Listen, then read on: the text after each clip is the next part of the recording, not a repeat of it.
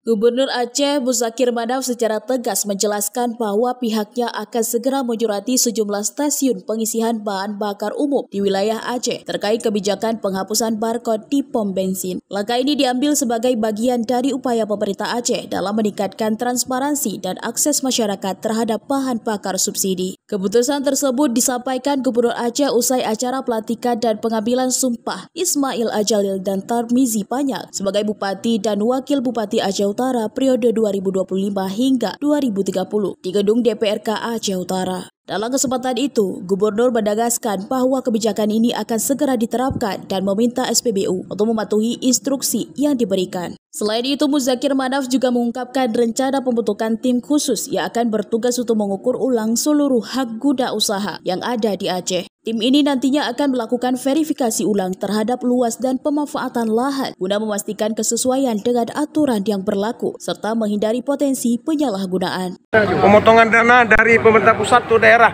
Tiap daerah ini bagaimana ini, Bu Mualim? Ya udah, pusat gak ada uang, buat. Nanti kita minta lagi. Tenang aja. Apa mungkin tuh Mualim? Sepertinya bisa kekurangan ke daerah. Mungkin, baru berapa ya dipotong. Nanti kita minta lebih daripada itu lagi. Kita ada komitmen dengan Pak Presiden.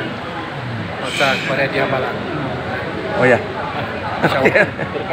Soal barcode mau diklarifikasi Mualim? Hah? Soal barcode. Barcode saya sudah perintahkan SDM untuk menyurati semua pom bensin. Segera mungkin. Itu kira-kira kapan akan berlaku Mualim? Hah? Kapan akan berlaku? Segera mungkin saya balik ke Bandar Aceh. Saya perintahkan mereka yang SDM itu percambangan untuk secepat mungkin diberlakukan. Tapi saya sudah sampaikan supaya dihantar surat ke semua Madu SPBU. Soal HGU yang katanya akan diukur ulang, ini bagaimana? Karena banyak HGU. Ya, kita lakukan, cuma tunggu sebentar lagi. Dengan tim-timnya sudah semua ada siap. Bagaimana dengan kebun yang tidak ada izin? Apa? Tidak ada izin HGU. Bagus, kita ambil terus.